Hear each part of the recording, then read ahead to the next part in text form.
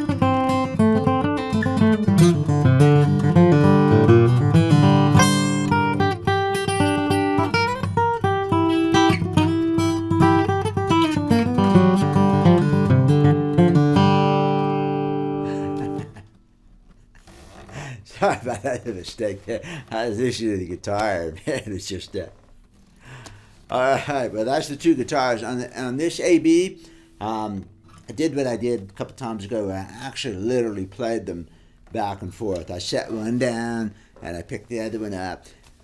And first of all, it makes editing a lot easier for me because everything is in a sequence, and I just go through and cut out the swapping of the guitars. But the second thing that it does, which I picked up on, it gives me a chance to actually physically A/B them every single time I pick them up. And I pick up more information that way than I did when I played everything on one guitar and then played everything on another guitar and then came back to you. So I think I'm going to start doing that now. Wow. I like the 35. God, every time I pick this 35 up, first of all, it's lighter. There's a lot. No, I like the 41 a lot, and it's got its points, but every time I picked up this 35, it's lighter, and I think, wow, I noticed that lightweight here. I'm not sure why. They're both Indian rosewood. Maybe it's a thicker headstock on the 41. I don't know. They should be pretty comparable. That's got Waverly tuners on it. The 41's got Waverly's. It's got Grovers. There's no difference in weight. The volute. It's got a volute and a thicker headstock, and I bet I pick up on that just a little bit. I don't have my scale here, so I can't weigh them. But anyway, I noticed the weight. The other thing I noticed is that every time I pick up the 35, how loud it is in my face. That's why I messed up on the end of that lick right there, because I was laughing to myself. I'm like, holy cow, I need to sit back a little bit on this because it's loud. And you should hear this in the microphone, but the balances of this guitar, the balance is so much more even. I was going to say better, but it's more even. I'm getting so much more mid-range and treble out of this that it is a snappy guitar. Now, more mid-range and treble means that the bass is not lesser, but the bass is not accentuated as much. You got to be really careful when you're talking about frequencies here. Some people say, oh, it's got more bass. Well, does it have more bass, or is it just that it doesn't have the highs? Like if I pick up my Strat or Telly over here and I work on the tone knob, roll the tone off and it's got more bass. No, it doesn't. It's got less treble, and that makes the bass more prominent. But that's the way tone pots work, is they roll off the treble. They don't add stuff in there unless you have an active circuit like on an Eric Clapton Strat where it actually adds in, and then you have to have a battery. Okay, but rolling the tone off does not give you more bass. It just takes the treble away. So you got to be careful there where you're saying, oh, that guitar's got more bass. Well, is it just because this guitar has more mids and trebles and it makes the bass more in its place? I mean, that's what I hear. I think it's got plenty of good bass. When I played the E stuff, it's got plenty of bass. What it doesn't have is the reverb and the rumble going through it, and that's probably because of the large sound hole. That's one of the things I get out of the large sound hole. Speaking of the large sound hole, and speaking of all the modifications that I do, for instance, this one has a Granadero bridge on it rather than an ebony bridge. There are scallop braces, and I do things like this, and people always ask the question is, well, will it make a difference on that guitar? A modification makes a known difference. So when you take the popsicle brace out, it makes a set thing. If it didn't make a set change, then you'd just be dealing with randomness all the time. And if you wanted more treble out of the guitar, you might as well just pick something out of the hat and see if it would work. There'd be no science at all. Because science is all about the predictability and the repeatability of the thing. So removing a popsicle brace does a set known thing as long as other conditions are also set. So what I mean by that is if you take a popsicle brace out, for instance, and you do not change the tuners, then you're not going to get the same effect as if you changed the tuners and also took the popsicle brace out. And the hypothesis that I work with in that specific case is that heavy tuners are known to absorb vibration, and they will increase the sustain of the guitar by dampening the oscillations. They don't really lengthen anything on the oscillation, but they dampen the oscillation so you don't get the spike. And when you hear that spike in the attack, it masks the sustain.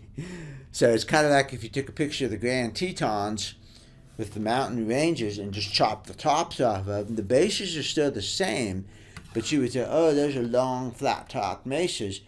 Well, yeah, they are, but they're also the same base as the Grand Tetons. And if you put the peaks back in there, you go, oh, those are peaky mountains. And you don't have the impression of that long base when actually the base is exactly the same. All you did was flatten off the peak, okay? So a lot of the things that happens with sustain, a lot of times, is sometimes you get a apparent sustain where it seems like it's got more sustain to you because the peak is not there anymore. So that's what happens, I think, with the tuners, and I put my frequency spectrum analyzer up against this to check that. And that's what I see is it with lighter tuners, you get a stiffer neck, and that neck is what's attached to the body, and this is where the popsicle brace used to live. So my whole deal on popsicle brace, for instance, if the vibrations don't come from here, they come from here, because they come from the neck, and they come from the tuners, and they come from the stiffness of the neck. So if you got a soft, rubbery neck that's not transmitting vibrations down here, you got heavy tuners on there that makes the neck more flexible, and the tuners themselves absorb the vibrations. And you take your popsicle brace out, you're not going to get the same effect as you would if you had lighter tuners and a stiff neck on it. So all of the factors have to be in place for a thing to work, but that thing works in a predictable way. So the popsicle brace, for instance, will accentuate, it accentuates the highs that are based around the open B string. And you can tell that if you look at plate mechanics. The frequency that vibrates this area right here matches the open B string. And you can also hear it, because that's the whole thing about this, is do you hear a difference? And as soon as I open up a popsicle brace and I have the tuners and all that other stuff done, you hear airiness to the tone. And it's hard to describe what that airiness is, but when you put it in front of a frequency spectrum analyzer, you can see that it's all in the upper partials. And I documented this, and I'm talking too much about the popsicle brace, but I'm just using an example. I documented this, that when the tuners are done, the neck is stiff and all that stuff, so the conditions are optimum for a popsicle brace removal. Removing the popsicle brace generally has more effect than turning a Telecaster tone knob all the way treble. I used the Telecaster tone knob as my control because that was a guaranteed thing. You turn the tone knob, it makes changing the tone. Better, or what good is it, So I recorded that and documented tone all the way off, tone all the way on. And then I did a guitar like that, and I was surprised to see that it actually added more highs than that tone knob on the Telecaster.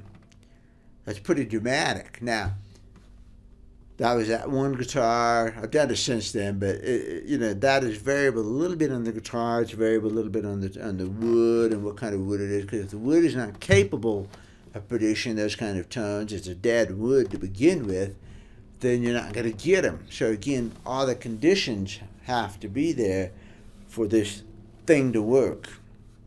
Okay, so Sitka responds a little bit differently than Red Spruce does and Engelmann does and that kind of thing. And those are small, minor differences. But the fact is that doing this one modification here can produce that. Now the question is whether the guitar can produce it, and the other question is whether or not you want that. So, all that being said, this D35 has had a lot of modifications to it. It's got the tuners done. It's got my truss rod trick done.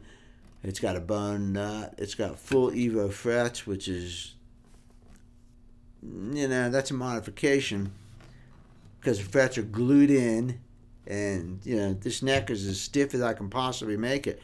It's got no popsicle brace. It's had a neck reset with fish glue in it. I opened the sound hole up, and we had several videos on this discussing this. I opened the sound hole up. I put a Southeast Asian rosewood bridge plate in here.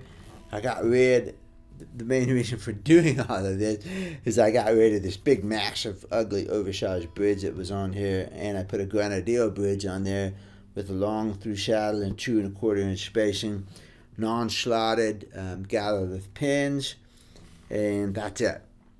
I don't scallop D35s because the bracing is already thinner than a D28, and I don't scallop them. Okay, so that's all the modifications to this thing. All of these modifications were aimed at increasing the brightness of the guitar, because with the 1/4 inch bracing on a D35, it's already inherently a bassy guitar. And the most common complaint about D35s that I have is that they're too bassy and muddy, and they don't have any punch to them, no snap. They're good folk singer guitars, they're mellow. And for a flat picking bluegrass oriented guitar, I don't want that. I want punchy. I want bright, punchy, snappy, fast reaction guitars. So my whole deal with the D35s is usually, if the customer wants to, usually push them towards the brighter end of the scale. We still got the bass because I didn't change the bracing. It's still the same bracing. All I did was open up the treble and the mids. The bridge is designed to do that. The bridge plate was intended to do that, although I did use a Southeast Asian rosewood bridge plate, which is a little bit bassier. So I didn't turn the treble all the way up. I turned it up, but I added some more bass back into it too with the bridge plate. So what I'm doing is turning everything up to 10 or 11. Okay? So there's a couple of things I did to maintain the inherent bassiness of the guitar. But the goal of this D35 is to produce a bright, snappy, powerful, wide-throwing guitar. I'm really pleased with it. I'm pleased with most of the D35s that I do where I get to do all this because, wow, you got everything in these things. And then they have white binding, which I love because aesthetically, I like looking at the white binding and the white binding here, and I can see my dots really nice, and it just is aesthetically a really good look. Some D35s in the 70s tend to have really big, fat, round, chunky necks that are hard for me to play. This one does not. This has a wonderful rounded V. It could come off a D28, of a 70s D28. This is a terrific neck. And so that's why this guitar is just comfortable to me, because the neck is so good. The sound is what I want to hear out of a flat picking guitar. And this one hits all the buttons. Okay? Now the D41, by contrast, not really contrast, this is a good D41. I also like D41s. I've got the binding. I've got binding up on the headstock, which looks pretty cool. Boy, that's a nice, consistent look. Personally, I like the abalone. I like a little bit of bling on a guitar. To me, it's workmanship. It's cool workmanship that they inlaid abalone all the way around here. 45s get to be a little bit too much when they have it. Not that I'd throw one out of the house, but 45s have got the binding abalone up in here and up here, and they got more and that kind of thing. But 41s are nice. It's a good mix. If it was a dark sunburst, ooh, man, that dark sunburst really makes this pop. Then those are hot. A dark sunburst D41 or 42, yeah. But this is they didn't make those. That I don't know. I've never seen a 70s sunburst 41. Anyway. So the first thing, it's heavy. And I think it's in the headstock. I know this headstock is thicker.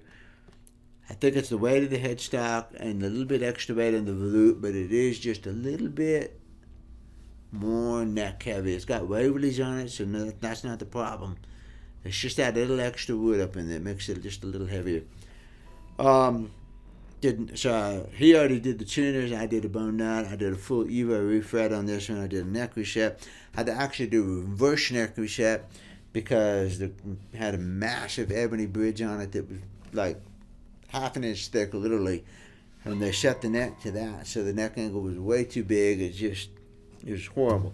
So when I actually just reshaped that bridge because it was a good piece of ebony. So I reshaped it down to the way it ought to be. Just to cut to the chase on it.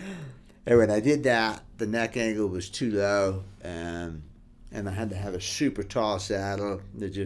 So I had to do a reverse neck reset on it. Reverse neck resets are tricky because you got to take material off right here. I've got a video on this, but real quick, you got to take material off right here, up at the neck and the body joint, and you re-angle that neck. But when you take that material off there, what you do is you mess up the E to E spacing here. You mess up the way the E's go, and so you got to fix that. And every time you touch that connection up there, your whole neck angle changes this way and changes this way. So you gotta kind of hone in on this thing. It's probably like trying to get an ocean liner into the dock. You know, there's a lot going in here, and you got to ease it up into there. So I did it pretty good. I'm pretty happy with it. I thought I was going to have to reset the neck one more time and give it a little bit more neck angle because I was having to load the saddle just a little too much to get the action down, but I think I got it. It does have a fairly low saddle compared to that one, but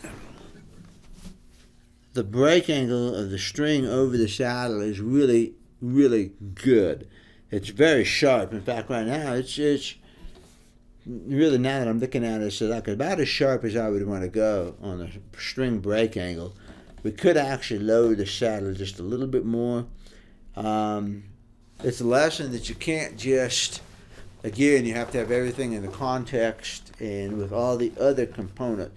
So you can't just say, oh, the saddle should be this tall. Because in this case, the pinholes are a little bit closer to where that saddle needed to be than on the bridge that I made. I was trying not to show, I had to scoot this bridge back for intonation, and I was trying not to get too much stuff up here, ugly stuff in the front of the bridge. So I compromised a little bit and set that down there and moved the saddle back and, got everything. And I also wanted to hit the same holes in the bridge plate because it's got the original maple bridge plate in it, which is pretty good. So I didn't want to scoot back too far and have to drill new holes to that bridge plate and, all that stuff. I didn't want to ruin the bridge plate. So I tried to compromise and use everything the best I could. The end result of all this is that the saddle is a little bit closer to the pins, which creates a little bit of a sharper break angle. And so this one can easily stand a little bit of a lower saddle than the 35 does. It's still really, it's pretty good. It's like 110 right now, 115 out. And normally I'd like to see, 125 or 130 or something like that. But because of that break angle, this looks really good. And I got the action down where I wanted it, and everything was good. Now, so we did the tuners, we did the bone nut, we did the Evo frets, we did a reverse neck reset. I did the popsicle brace on this and reshaped the bridge. I left the original maple bridge plate in because it's maple and it's fairly small and it was good enough. It wasn't worth taking out. Let's put it that way. It's got a bunch of cracks in the top here. I checked them all out and I sealed this one up a little bit. And then I played it for a while. And it's also got Galloway bridge pins in it. I played it for a while and I just kept hearing this. I was really torn about whether to scallop or not because it had pretty good bass, had pretty good sound. But the more I played it, the more I thought that the D and the A were just a little nasally. So this morning I went in and I won't even say I scalloped the X braces. I said that I touched them up, then I voiced them more. I did scallop it, but it was just a super, super shallow, very, very, very mild scallop. So these braces were hand cut back then, and so if the braces were a little bit taller, then you got this, this stiff top. So the difference between what I did and a stock brace is maybe just a little bit shorter. That's all I did. I went in and voiced the top a little bit, which I think is a big advantage to scalloping after construction, because you can hear the guitar and you can play it and you can say, it sounds really good, but I think it needs to have that bass loosened up. And you can go in and you can shave a little bit off the braces and you can put it, you can stick it back up and you can play it for a month. And then you can make a decision, Whereas when you scallop it during construction, you're absolutely shooting in the dark. And you can do it pretty consistently. Good builders, that's why they tap the tones and they do that kind of thing. They're listening for a tone in their head and they're building to that sort of tap tone and response and that sort of thing. But I don't mind doing post-construction scalloping for this reason. So the result of all this is that, and I just did it this morning, so it's going to mature, but I heard it change, and I like the way it's changing, and I think it was a good decision to do that. So this guitar, playing it, rumbles. It's got the typical Martin rumble to it, whereas the 35 down here probably has more of that Clarence White, Tony Rice clarity. It does not have quite the rumble that this has. I'm not a huge fan of the rumble. It has its place, I like it for rhythm, especially. And this is a good kind of guitar. I definitely would play this guitar if I had it. But the 35 is the one that I would pick up for almost, it'd be my preference. But anyway, I'm happy with this one. And a lot of people probably prefer that sound over the 35. They like that rumble, and for them, that's the Martin sound. As a lead flat picking guy, I like the clarity and the snap I get out of the 35. But this one, if you handed this to me to play, man, I'd be happy. It sounds great, and it does have a good rumble. I think it sounds a lot better on that bass now than it did yesterday before I scalloped it. That's what I like, that was just a little bit nasally last night, this morning, and now it's good. When I did the crossbreak,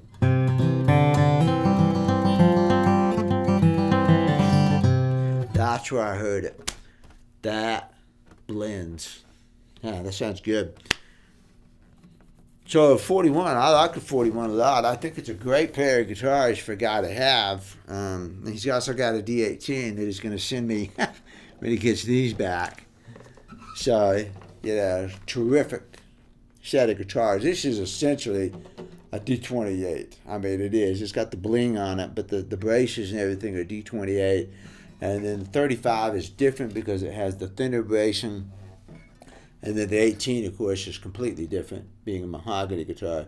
So he's got basically a 28, 35, and an 18, which is the set of Martin guitars that you need to have, if you got to have them. So, anyway, I'm happy with all these, and both of these. I'm going to watch this one for probably another week and see if I need to adjust the action anymore. And I just want to make sure it's right before I send it all the way back home and do the shipping and all that kind of thing. 35 is ready to go. It's been strung up for a week. All I did was open the sound hole the other day, and that's not going to make any difference in anything. And this one got its bone saddle. So it should be stable too. I scalloped it though. Yeah, I scalloped it, so I want to make sure that doesn't change. Action on both of these is right about 90 thousandths of an inch. For some reason, this one feels just a little bit harder to play for me, probably because the neck is thicker. It's got more taper up in here than the 35. The 35 is much more even. This one's fairly thin down here, and it's got a pretty hefty taper up in here. So when I was going back and forth between them, this one threw me just a little bit because of that extra thickness, but it wouldn't bother me in real life, once I got used to it. I like chunky necks. It just, you're going back and forth on guitars trying to play a fairly difficult sort of thing, and you need a minute to adjust. At least I do, Yeah,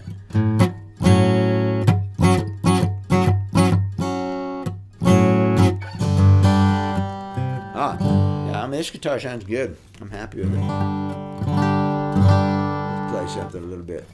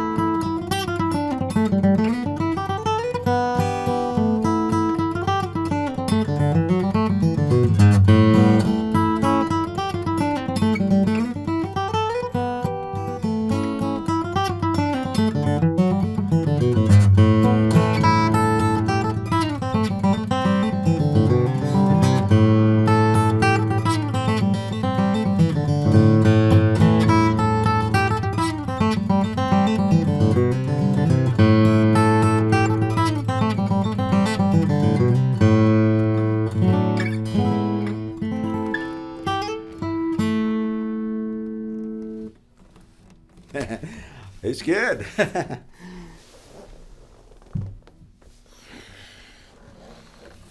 Let's do that on 35. Yeah, that's lighter.